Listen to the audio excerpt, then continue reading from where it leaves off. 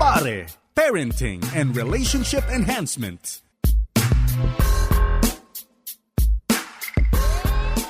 Blessed weekend po mga kapatid. Ito po si Paring Jebo Banzuelo sa inyong programang Pare. At tayo po ay siyempre nagagalak dahil magkakasama na naman tayong muli upang mag-aral tungkol po sa kung paano natin maayos na magagampanan ang ating responsibility bilang mga ama ng tahanan. At syempre, welcome po lahat, no? Mga anak, mga kapitbahay, misis, kahit lolo't lola. Kailangan natin maintindihan to. Kasama po natin si Paring Allison. Paring Allison, blessed weekend sa iyo. Kagalakan po namin ang maglingkod po sa inyo sa pamagitan po ng programang ito. Isang mapagpalang araw po. Okay, at Paring Pastor Mark, blessed weekend mga pare. Blessed weekend, Paring Allison, Paring Jebo. Yan. Kanina nabanggit ko na mahalaga kasama rin ang lolo't lola. Yeah. No? Actually, pati mga yaya. Alam mo, sa mga trainings natin, napatunayan natin na paminsan, ang mga pamilya na yung interesado sa mga trainings natin, gusto nilang i-apply.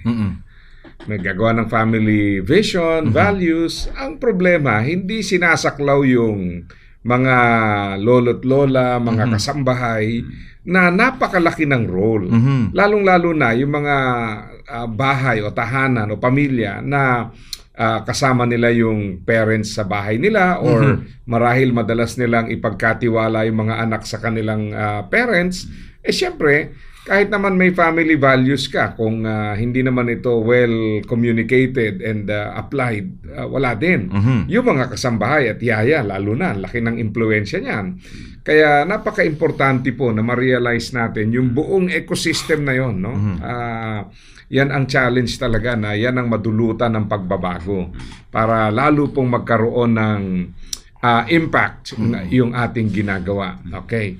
So, sa atin hong pagpapatuloy, tinatalakay natin yung breaking generational cycles. No? At balikan lang natin yung mga naaral na natin sa nakalipas na episode. So, yung cycles of poverty and financial mismanagement. O kung kayo po'y nakikinig ngayon, taas-taas kamay kung alin kayo rito. Okay.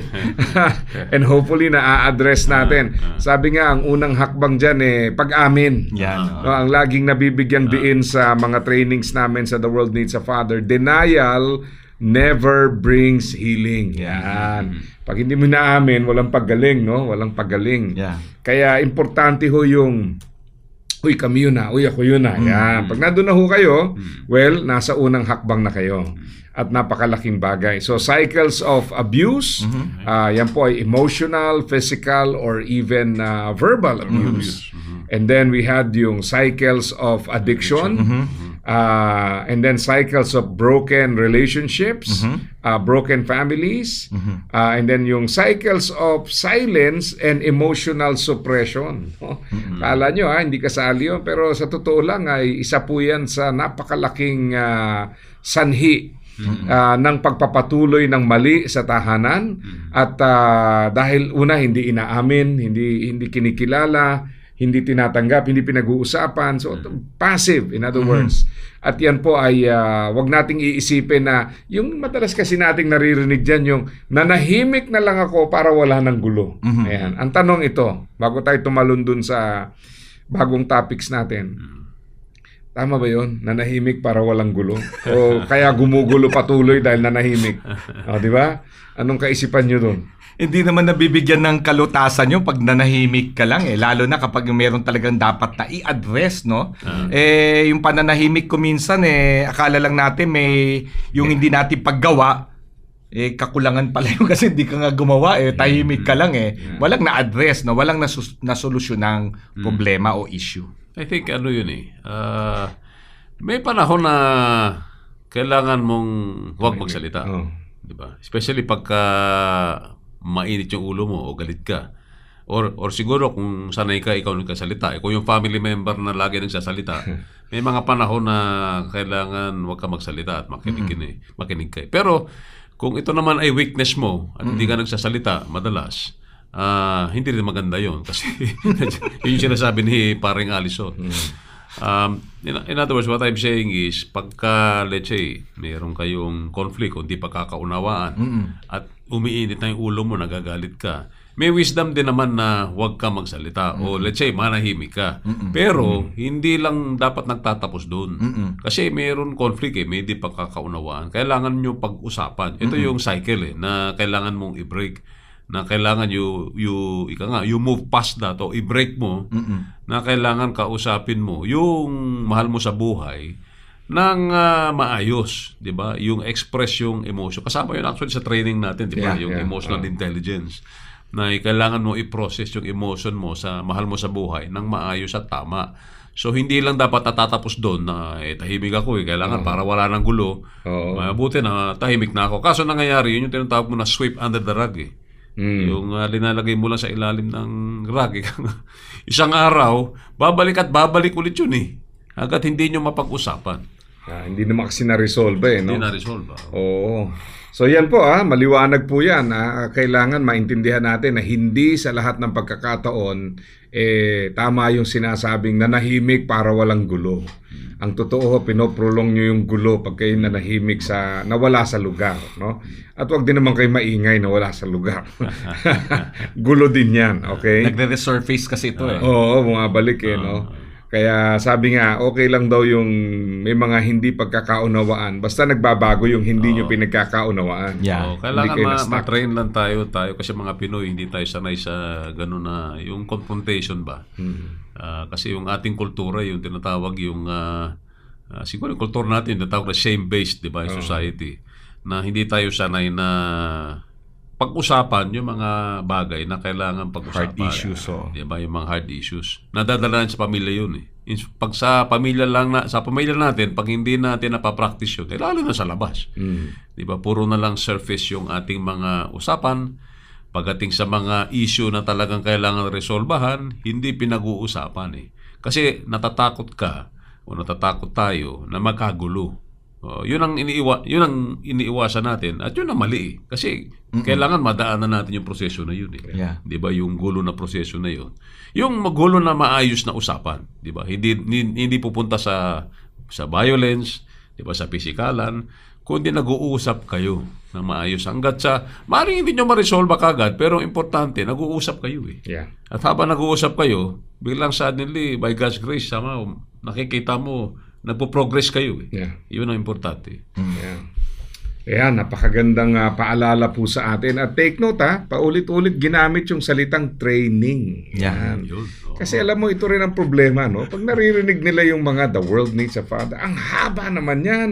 Ang dami-dami namang content. Pwede ba paiksiin? Alam mo, ang tao parang ang hilig sa shortcut, no? Gusto natin mabilisan na para bang ang importante lang is marinig and then okay na. We emphasize training. In fact, hindi lang training and accountability kasi ang goal natin is not just to pass on information. Kailangan yung information na yon merong application.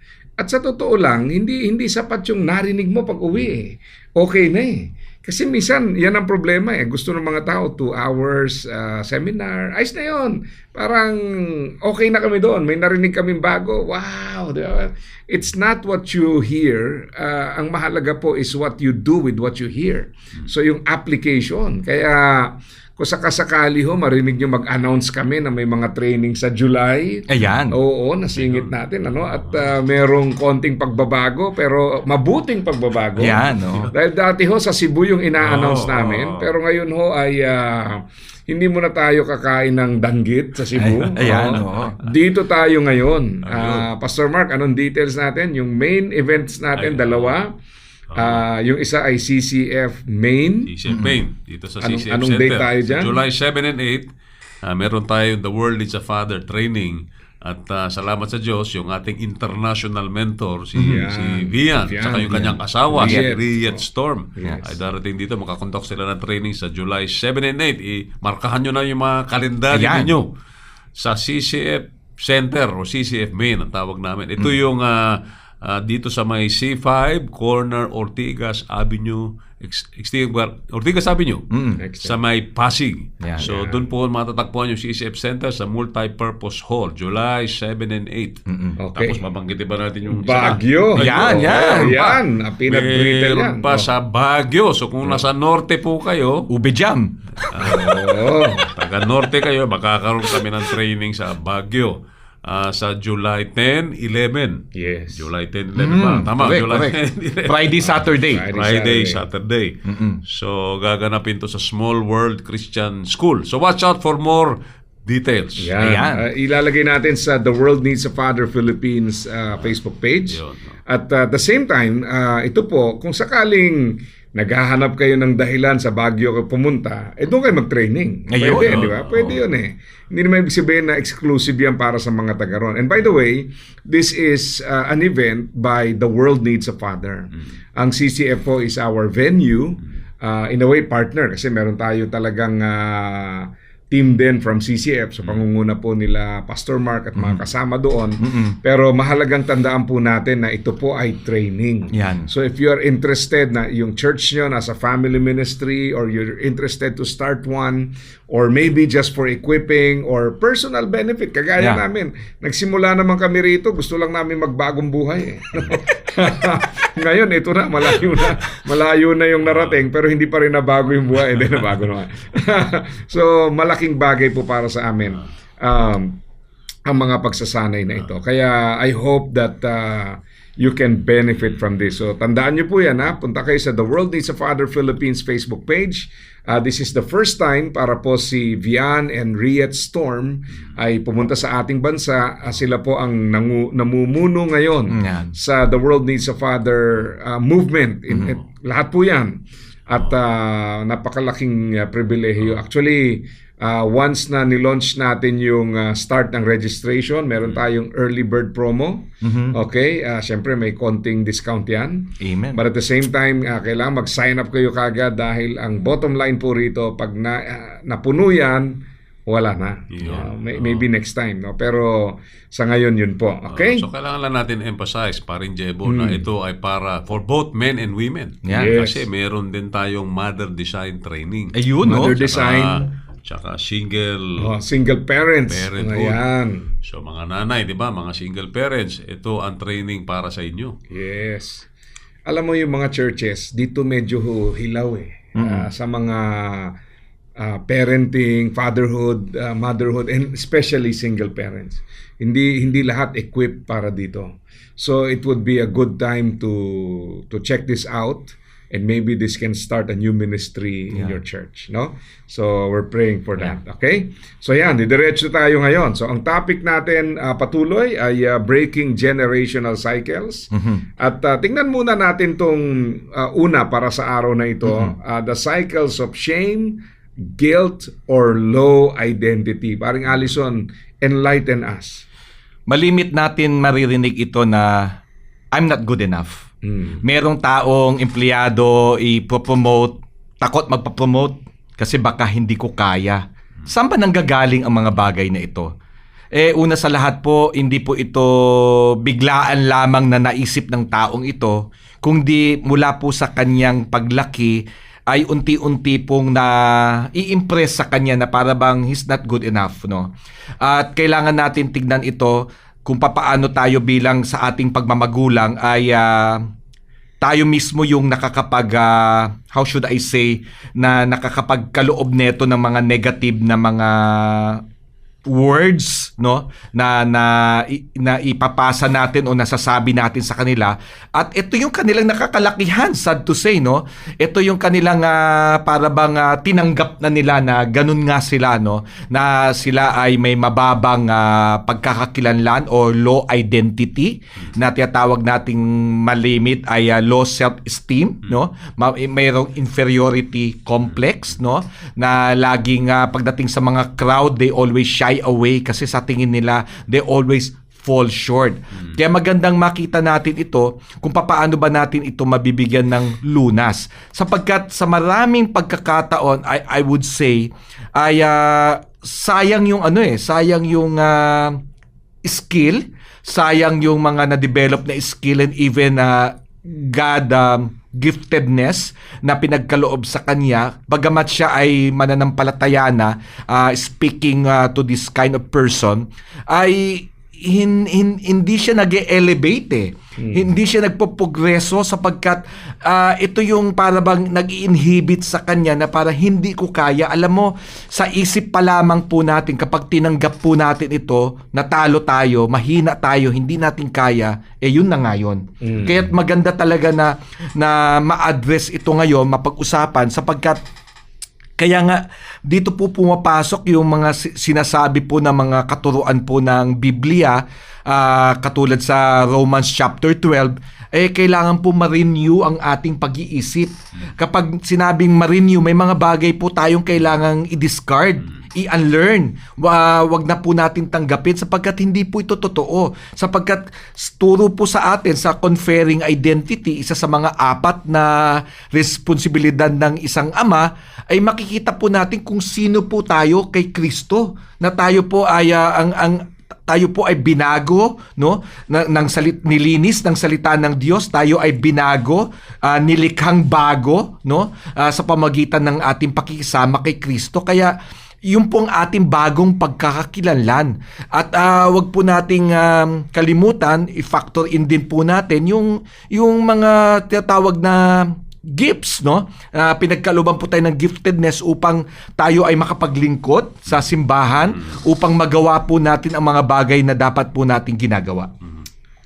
Yan. So napaka-importante po na makita natin itong katotohanan nito kasi nga isa sa mga training sa The World Needs a Father, yung affirmation. So ito yung nanggagaling dun yung kawalan ng affirmation. Alam mo, isang beses may nakausap ako, no? Pinag-uusapan namin ng failure, no? Bakit ba ang hirap i-handle ng failure? And we found out na madalas pag ikaw lang mag-isa at nag-fail ka at walang ibang nakakaalam, ang dali mo makarecover. May mga kilala ako nagte-take ng mga exam secretly. Yung pala multiple times nag-fail pero ulit lang, wala lang, ulit lang. Ang takot sila ipaalam. Kasi nga, yung trauma nung may nakaalam, yun ang mas nakakatakot para sa kanila. Sabagay, no? Totoo nga naman. Bakit nga pag ikaw lang nakakaalam, ikaw lang mag-isa, nag-fail ka, gagawin mo lang is to repeat the process, di ba? Enlist ka ulit, review ka ulit. And then okay, malalaman mo na lang. Nakatatlong try ako. Nakatatlo ka na, hindi mo alam. Pero sa kanya, wala lang yon. Pero pagka, ayan na, yung nasabi na sa iba, parang iba na iba na yung dating So ang mas mabigat sa'yo, hindi yung failure, kundi yung paano yung reaction ng mga tao. So yun pala, no? Kaya pag-isipan nyo yun, talagang makikita nyo at magugulat kayo na minsan ang nagpapahirap sa atin is yun nga, yung shame, no? Yung shame na yun. Shame and guilt. Yun ang talagang mabigat. Hindi necessarily yung failure, but the shame na associated with the failure. Yan ang makikita natin. Dalawang observation ko dito. Yun nga, yung shame and guilt. And that is due to a lack of emotional security. Diba? Tapos yung low identity naman is a lack of affirmation, especially nagkagaling sa magulang natin. Parang din, umalit tayo, madalas siguro pinapansin yung mga pagkakamali natin more than yung mga tamang ginagawa natin. And because of that, nag-form ng belief sa atin pag-iisip na talagang hindi ko kaya.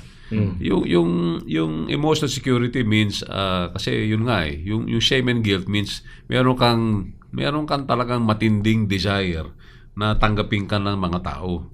At yun yung binabanggit mo pa rin, Jebo, na malaking bagay sa iyo yung reputation mo. 'Di ba, na yung isip sabihin nila, ay ano ka pala bagsak ka pala dito sa exam na ito, 'di ba? Versus in other words, it all boils down kasi kaya pinag-uusapan natin cycle. Yung pinanggalingan natin 'di ba? Kasi maaring hindi naman natin mabura yung nakaraan natin. Pero maaring yung ating mga magulang talagang hindi tayo minahal, hindi tayo tinanggap kung sino tayo. At dahil dito nagkaroon tayo ng matinding shame and guilt. Alam mo, nabanggitin ko lang, di ba, nung isang gabi, may sakit nga ako nun Pero dahil nangako ko sa aking mga anak, naroon kami nung pelikula ni Michael Jackson, Palabas ngayon eh. Meron ba? Ni Michael Jackson. Si Michael Jackson pala, just in case hindi nyo alam, di ba? Ang tindi nung kanyang sakit sa kanyang pagdidisiplina sa kanya. Tatay. Talagang grabe. Physical abuse. Yeah. Binubugbog siya nung bata. And talagang maawa ka talaga kay Michael Jackson. And I think yun talaga nag-cause sa kanya ng siguro ng desire, di ba, na tanggapin siya ng mga tao. Anyway, nabanggit ko lang yun kasi meron tayong ganun, may strong desire tayo na katanggap-tanggap tayo sa mga tao at kailangan ipakita natin. Pasado ako dito, ito na-accomplish ko, ito posisyon ko sa buhay. Maganda naman yun kung na-accomplish mo, pero kung yun yung nagdi-dictate ng iyong nagpo-push sa iyo para mag-work hard, para ma-recognize ka ng mga tao, maling desire yun eh. And yun, nagbubunga dahil malamang nung bata tayo, hindi tayo tinanggap ng yung mga ating mga magulang hindi na communicate properly na anak, mahal kita, whether mag-accomplish ka or hindi, di ba, mahal pa rin kita. At dahil doon, hinahanap tuloy natin sa ibang tao, sa ibang bagay. At doon naglalabas yung shame and guilt na tinatawag eh. So yun yung kailangan lang maunawaan natin. So once maunawaan natin, ma-address natin, gawin natin ang paraan, and then huwag natin ipasa doon sa ating mga anak. Kasi pagka ginawa ulit natin sa ating mga anak, hindi natin sila tanggapin. Yeah. Di ba? Yung tinatawag na unconditional love or yung tinatawag na love without expectation. Yeah. Pag hindi natin ipakita yun, yung cycle ng shame and guilt, magpapatuloy pa din siya. Ang sang natutunan ko, paring Mark, paring Jebo, yung sa guilt kasi kapag yung nagkakaroon naman tayo ng guilt feeling, yung we fell short, meron tayo nagawa ng hindi maganda. Ang natutunan ko dito ay para mas-suit yun, kailangan mo lang ihingi ng tawad. Forgiveness is the key sa guilt. So, kung may guilt feeling, kung ito may sa magulang o kanino man, ay ihingi natin ng tawad. Ngunit sa shame kasi mas malalim ito eh. Ito ay proseso, no? Proseso ito na kailangan natin maunawaan na your past failures, sin or mistakes does not determine who you are now. Na kailangan natin maunawaan yung kaya nga napaka gustong-gusto kong binabalikan yung 2 Corinthians 5:17 eh. Na kung sinasabi rito, you are a new creation. Yun ang kailangan natin makita kasi yung shame kasi kahit na yung nga nakapasa ka na, para bang kuminsan pag naglalakad ka may nagsasalita lang sa gilid mo, parang ako yata yung pinag-uusapan nila, di ba? Parang lagi may ganun ka. Unless na ma-overcome natin ito sa ating isipan, sa ating puso, tinanggap natin ang katotohanan mula sa salita ng Diyos, lagi tayo magiging alipin, no? Ng mga sitwasyon, ng mga sabi-sabi ng iba, na akala natin yun tayo, hindi eh. Ang nagdi-determine kung ano tayo, sino tayo, ang salita ng Diyos. Kailangan yung pong tanggapin natin. And this cannot be said parang easily lang, no? Para bang overnight okay na yung shame, wala na tayo. Kailangan lamang po ito na kuminsan kung kailangan mo talaga ng makakausap, kailangan mo ng accountability in a long term hanggang sa maunawaan mo kung sino talaga tayo kay Kristo, ay matanggap natin ang katotohanan, ay yun siguro po ang kinakailangan po natin. At kuminsan kung mas malalim pa dito, baka kailangan natin ng counselor na kung sa magpapaunawa po sa atin sa bagay na ito. Yeah. Okay, ayan. At isa pa, cycles of unbelief or misplaced faith. Ayan. Ito rin, kasi pag tinignan nga naman natin, yung panahon ng mga krisis, problema, yan dyan talaga malalaman kung kanino tayo nananampalataya at kung ano talaga ang ating pinananampalatayanan. Kaya yung mga opportunities po natin to show kung sino yung dapat panampalatayanan, yung mga panahon ng krisis, opportunity rin yan to teach our children how to handle the crisis, how to come to God. At dyan po talaga nagkakaalaman kasi misa kung talagang laging ang solusyon natin ay pera, utang, kapitbahay, credit card, yun ang ano mo, yun ang lifeline mo. Pero unknowingly, you're influencing the fate of your children or the next generation. Kaya talagang kailangang bumalik tayo dun sa saan ba talaga nakatuon, no, yung ating faith. Naalala ko nung surgery ako nung 2018, no, brain surgery. Ibiro ko nga yung misis ko, bihisan mo ng gula-gulanit yung mga bata. Pumunta tayo sa doktor, check up ako. Niluloko ko kasi siyempre malaking gastos, no? Maraming hindi tiyak. And we taught our children to pray. No? Sama-sama tayo pag-pray natin ito kasi it's a major challenge, hindi lang para sa akin but for the whole family. So that's one way of showing your faith and teaching them your faith by showing them yung ating pattern of resort during times of challenges and difficulties. Siguro maidadagdag ko, no, paring Jebo, sa mga panahon na talagang taghirap o may mga pagsubok sa buhay, katulad ng kinakaharap po natin ngayon sa energy crisis at saka sa giyera sa Middle East, yung tinatawag natin minsan nagiging problem solver daw tayo. Sabi ko sa unang pandinig parang okay yun. Oo, maganda. Pero ang ibig sabihin pala ng problem solver sa iba ay ganito. Mataas ang bayad sa kuryente. Patayin muna yung rep paggabi, ha? Yung aircon, dito muna tayo sa isang kwarto, ha? Kahit sino na siguro gusto mong patayin, basta lang makabawas lang. Para bang nagiging ganong klase ng problem solver tayo, no? Which, yung practicality naman nun, ayos lang, pero kailangan natin tignan din, no? Baka nasa extreme din po tayo. Sa kagustuhan natin ma-solve yung problema, talagang lahat tinipid na natin, di ba? Parang ganon. Ikalawa naman, yung nangyayari sa ating pananampalataya, yung tinatawag nilang instead na tayo ay may pananampalataya, nagwo-worry naman tayo, no? Nagiging anxious naman tayo. Kaya nga ang salita ng Diyos ay laging may tinuturo sa atin na do not worry about tomorrow. Let tomorrow worry for itself, no? For each day has its own issues and problems, no? So, yun kailangan po natin matutunan din at mapalalahanan, no? Na at the end of the day, ang ating buhay po ay nasa Diyos, no? Ilagak po natin ang ating pong pananampalataya sa Kanya lamang. Siguro kung may panahon na mas lalong magandang lumalim ang ating pong pagtitiwala sa Diyos, sa gantong panahon siguro talaga, no? Nag-exercise ka upang lalong lumakas ang muscle mo, ang muscle po natin ng pananampalataya. Magandang masubok po sa mga gantong klaseng mga panahon. Cycles of victim mentality. Ayan. Ayan. Paano yan, Pastor Mark? Ano ba tong victim mentality na to? Actually, last episode na halos na hagip natin ito. Ito yung paniniwala na yung dahil sa nakaraan ko, dahil sa palpak ko, wala akong yung opposite nito, yung being responsible, di ba? Being responsible sa buhay mo. Yung parang yung victim mentality, yung wala ka na magagawa. Kasi ganito ka na Halimbawa, alala ko mayroon kaming house. Nung malit ako, mayroon kaming tumutulong sa amin na tawag namin houseboy.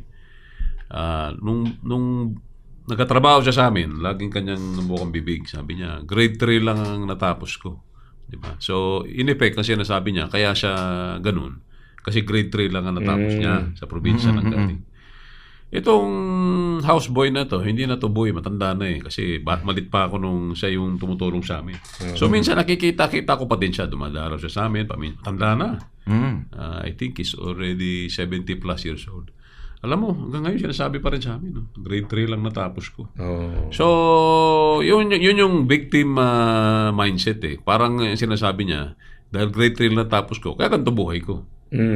Ang isang tao na, yes, tama nga yun, it's possible na wala ka makontrol sa nakaraan mo, lumaki ka sa hirap, yung mga magulang mo ay hindi ka tinulungan, pero marami na kasing mga pwede mong gawin para ma-improve yung sarili mo Halimbawa, yung let's say sa larangan ng education, marami na mga pagkakataon or opportunity na pwede kang mag-aral for free. Diba? So, what I'm saying is, wala nang excuse actually na para magkaroon ka ng pag-aaral. Sa amin lang, for instance, sa CCF, nag-offer kami ng free high school education. Diba? Sa mga pero we use the alternative learning system. So, hindi siya katwiran na wala kang pakakataon na hindi magtapos ng high school. Diba? Pwede ka tulungan ng church, ng para-church organization, pwede ka tulungan ng gobyerno. Diba? Yung mga gobyerno, nag-offer sila ng mga scholarships sa mga qualified na mga individuals. Pero kung magkaroon ka ng mindset na, wala, mahirap ako ganito na talaga ako Yun yung parang victim mindset. Kailangan lakpasan mo yun na meron kang pwedeng gawin. You need to take responsibility sa buhay mo. Believing, yun nga, belief na naman yun. Believing na, I can become better. Kung yung mga magulang ko ay ito lang natapos, ako, dahil sa kahirapan, hindi rin ako nakatapos ng, let's say, ng education. Pero, I need to recognize if I'm responsible enough, kaya ko siyang lakpasan Pwede akong mag-aral. So, in other words, it's just being responsible sa buhay mo versus, ito na lang ako wala na akong magagawa Diba? So, yun yung victim mindset. Tama rin ba sabihin na, paring Mark, na kaya may mga domestic violence in relation to this victim mentality, yung codependency. Yung para bang pumapayag ka na lamang saktan kahit pagsalitaan ng hindi maganda, may physical abuse, kasi nga parang codependent ka, para bang hindi ka mabubuhay pag wala itong taong ito. May mga ganung mga pagkakataon may pakinabang. Oo, parang may pakinabang, parang nakasanayan mo na, parang hindi mo kayang mawala itong taong ito, no? Kaya siguro hinahayaan na natin, sinasaktan ka naman, bakit nandiyan ka pa? Bakit hindi mo isumbong? Bakit, alam mo yung mga ganon? Minsan maririnig natin, although hindi naman siguro pangkalahatan, pero may mga mangilan-ngilan na maririnig po tayo mga ganitong mga bagay na pwede po natin tignan, baka it may fall already under a victim mentality. Para bang nag-uumpisa nga sa isipan Pag tinanggap mo kasi na ganun ka lang, di ba? O pwedeng ganun ka lang talaga, wala kasi ako pinag-aralan, wala akong mapupuntahan Pag iniwanan ako ng asawa ko, to that point. So magandang pag-aralan natin, baka lumulubha na rin yung mga suliranin sa loob ng pamilya. Kung minsan kasi yung mga anak nakikita rin ito. Kaya may mga alam akong kaibigan, yung anak na babae hindi na talaga nag-asawa hanggang ngayon, no? Maganda yung natapos na kurso, maganda ang trabaho sa abroad. Then nakita niya yung nanay niya sinasaktan kasi, kaya yun ang nag-inhibit sa kanya ngayon para wag na lang magbuo ng pamilya. Kasi may mga kinakatakutan tayo Kaya nga itong mga bagay na ito na ipapasa talaga, kaya kung hindi tayo mag-iingat at hayagan na ituturo po natin to para maitama, no? Na sinasabi natin mali ito, hindi dapat ito magpatuloy at dapat itong iwasan. Well, maganda nga nabanggit mo yan, paring Allison, sapagkat yan ay isa na naman na sensitive nerve sa lipunan natin. Kasi alam naman natin, di naman natin maitatago na yan ay isang totoong bagay na nangyayari even now, di ba? Yung domestic violence, physical abuse. And I think yung sinasabi mo is para tinanggap mo na lang na ganito ganito talaga ako di ba? Hindi ko pwede iwanan yung tatay nyo. So nakakaroon ka ngayon ng belief na hanggang dito na lang ang buhay ko. Pero I remember actually last Sunday lang, 'di ba? Yung nag-speak ako sa isang church namin. Ang topic namin is yung kasi nasa 10 Commandments series kami. 'Di ba? Yung topic namin last Sunday is honor your parents or honor your father and mother. Okay. 'Di ba? So siyempre, ang struggle doon, siyempre commandment ng Panginoon yun na kailangan i-honor natin ang ating mga magulang. Ito yun ay isang foundational principle na inutos ng Diyos sa atin. Pero ang struggle kasi doon, paano kung hindi honorable yung mga magulang mo? Di ba? Hindi honorable. At let's say, aminin na natin, meron physical abuse, meron even sexual abuse. It's possible, di ba? Ang hirap niya kasi dahil ayaw natin, again, konektado na naman, maaaring konektado sa shame and guilt. Ayaw natin to lumabas sa mga kapitbahay natin, sa mga kamag-anak natin, tinatago natin. Di ba? Pero the thing is, if you really want to help, let's say, yung husband mo, sa binabanggit mo paring Allison, or if you really want to help your family member, yes, the most honorable thing that you can do is to report those incidents to the authorities. Di ba? Kasi ma-recognize mo na mali siya. Di ba? Kailangan yun ang first step. Ma-recognize mo, this is not normal. Kasi pag ni-normalize mo, edi parang tinanggap mo na nga, victim ka na nga. Pero you need to recognize, mali ito, this is wrong, and this must be dealt with. And the best thing that you can do is to report it to the authorities. Well, there's many ways to do it. Kung miyembro kayo ng church, then you can report it to the church leadership. Di ba? And Lord, by God's grace, di ba, the church leadership can intervene. Alam ko po na sensitive issue to. Kasi tayo bilang pamilya, ayaw natin idamay may ibang tao. Pangalawa, natatakot tayo na baka balikan tayo nung nag-abuse o yung perpetrator.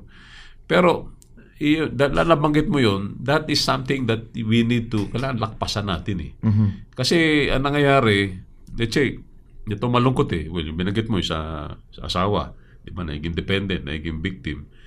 Sa mga anak, kailangan protektahan natin sila dahil may lead sila Ang masakit sa mga bata, kanyari, example only, sila na-abuse ng tatay nila, i-report sa nanay.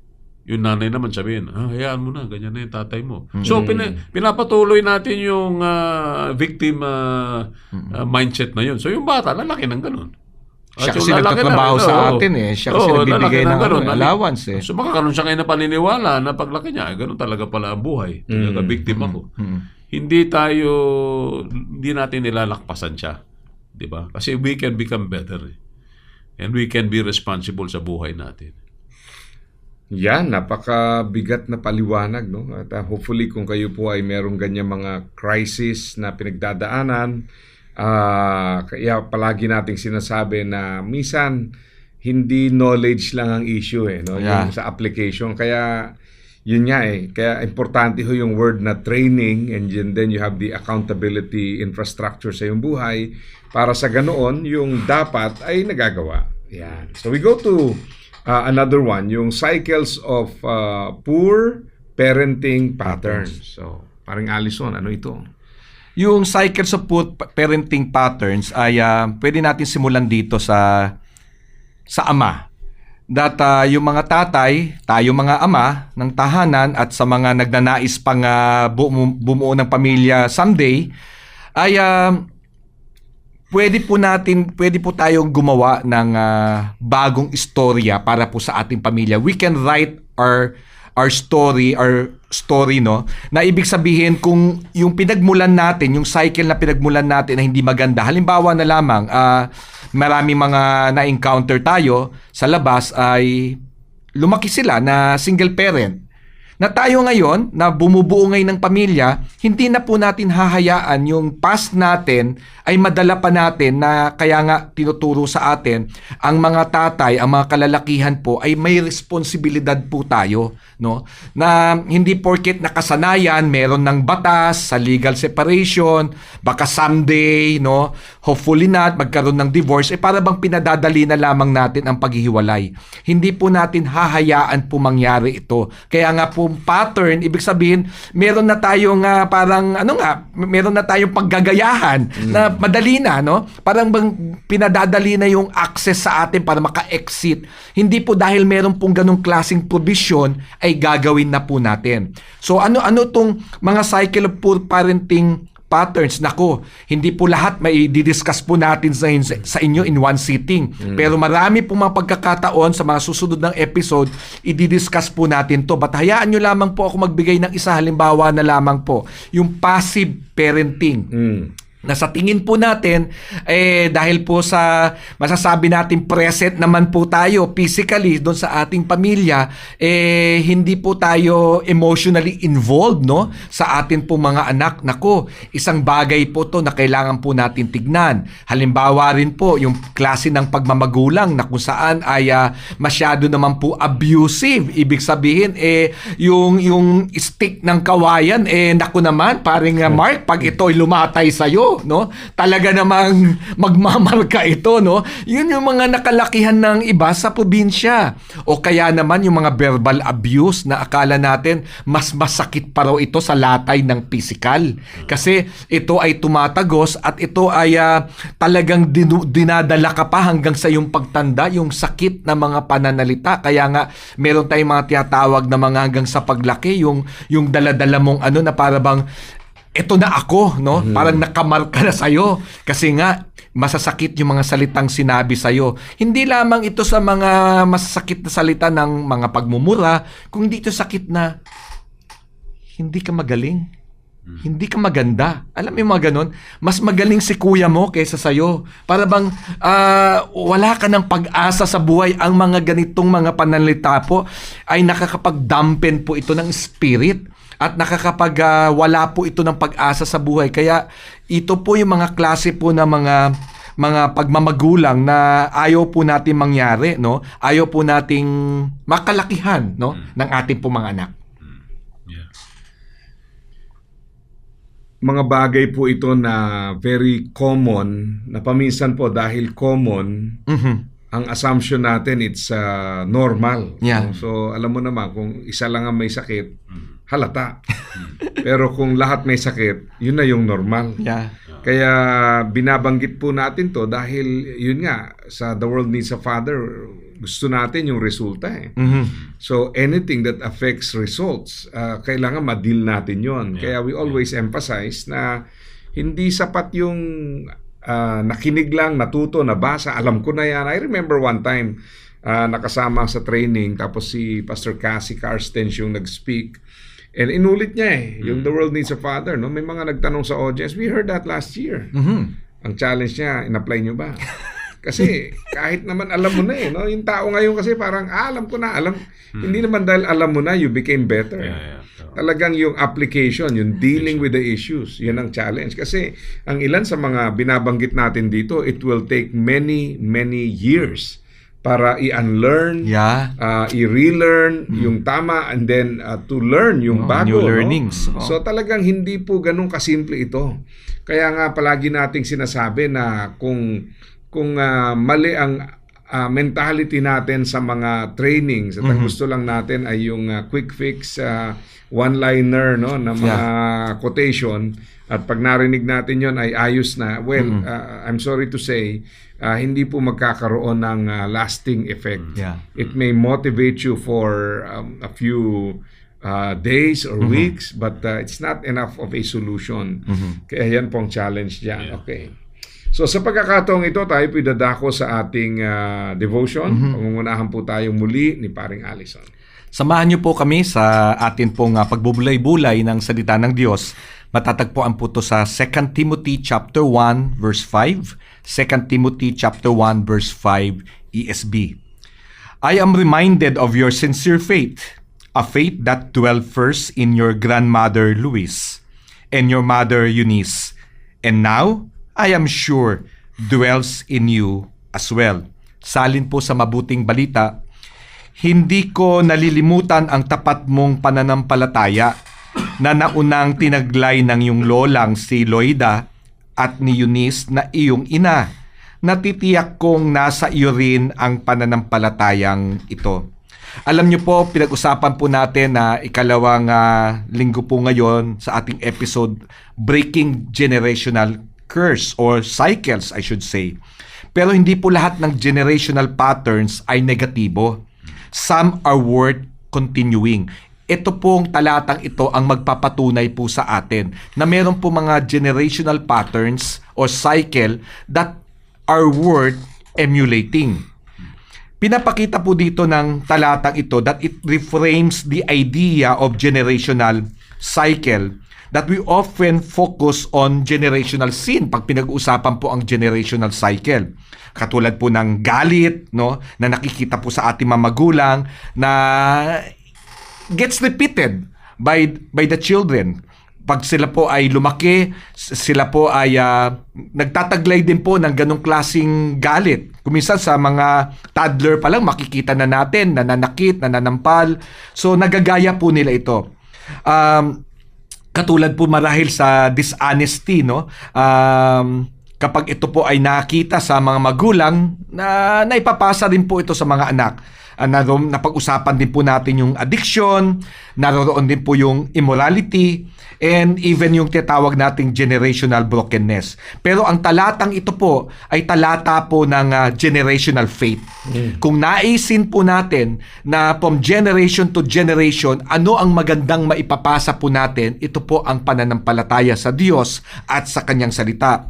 Ito po ay totoo, ito po ay real faith in Luis, binabanggit po dito. Ibig sabihin, yung pananampalataya ni Loida ay naipasa po ito kay Eunice at nandito po ngayon kay Timothy. So the truth becomes you are not only called to break bad cycles, but to build godly ones.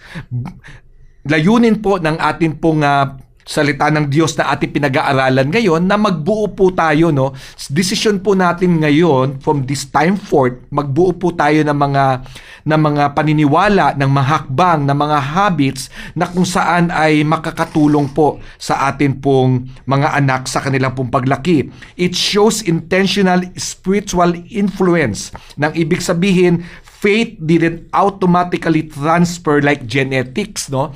Na kung maganda yung sinanay, magiging maganda din po yung anak, no? Genetics po yung, kung maputi po yung si tatay, magiging maputi rin po ang kanyang anak. Ngunit ang pananampalataya ay hindi po ganon. Kailangan matututunan po natin dito na hinuhubog po ito sa murang edad pa lamang ng ating anak, itinuturo ito intentionally, at ito po ay minomodel din po natin sincerely sa atin pong mga anak, sapagkat it is more than just being spoken, it is caught actually, no? Ito po ay naoobserbahan sa atin pong pananalita, sa atin pong gawi, at ito po ang nawa magaya po nila. Kaya si Pablo po dito, hina-highlight niya po yung sincere faith, real and live out faith, passed through relationship and by modeling and by example. Cycles are formed by what is modeled, taught, and embraced. Nawa po na palalahanan po tayo mula sa salita ng Diyos na tayo po ang siyang magbibigay ng magandang ehemplo po sa kanila. Yun po yung mga magagandang mga habits na maipapasa po natin, at isa na rin po dito ang pananampalataya sa Diyos at sa Kanyang salita. Okay, maraming salamat paring Allison, at meron pa tayong konting sandali na natitira, so baka may pabaon tayo. Paring Pastor Mark, may pabaon ka ba sa mga tagapakinig natin? When nagsalita si paring Allison, what came to my mind is yung pangako ng Panginoon dito sa Exodus chapter 34. Sabi niya, the Lord, introduce niya kasarili niya kay Moises. Sabi niya, the Lord is a compassionate, gracious God, slow to anger, abounding in loving kindness, and He keeps His loving kindness to thousands of generations. Amen. So ang pangako, although meron din generational curse, ang pangako ng Panginoon, di ba? If we are faithful to the Lord, di ba? If we love the Lord, He will be faithful not only to us but also to our children, our generation. Paring Allison, ikaw. Nais ko po sabihin that you are not bound by your family's sin. Mula po ito sa 2 Timothy chapter 1 verse 5, but you can be blessed by your family's faith. So together you are free from negative inheritance but invited into positive legacy. Yung po ang maaari natin ipamana sa ating pong mga salinlahi. Yan, maraming salamat po, at tandaan niyo pong palagi mga kapatid, marami po sa mga problema ay pasa-pasa. Pwede tayong lumaya dito, but somebody in every generation needs to make a decision. No, to make a stand, to make a decision to turn things around. At alam natin sa biyaya ng Panginoon, mangyayari ito. Kasi yun ang nais niya . Kaya ho, ang isang buhay na punong-puno ng mga negatibo ay isang buhay na hindi handa sa pagpapala ng Diyos. Kaya naway mapili nating gawin ang nararapat at sumunod sa kalooban ng Panginoon, upang sa ganon tayo po ay makapagbigay lugod sa Kanya, mapagpala ang ating buhay, at tayo po ay tunay na maging isang pamilyang halimbawa para sa iba. Amen. So dito po tayo nagtatapos mga kapatid. Kami po ay patuloy na nagpapasalamat Sa ngalan po ni Paring Allison, Paring Pastor Mark, ito po ang inyong lingkod, Paring Jebo Banzuelo, nagpapasalamat sa bawat isa. Pare, Parenting and Relationship Enhancement.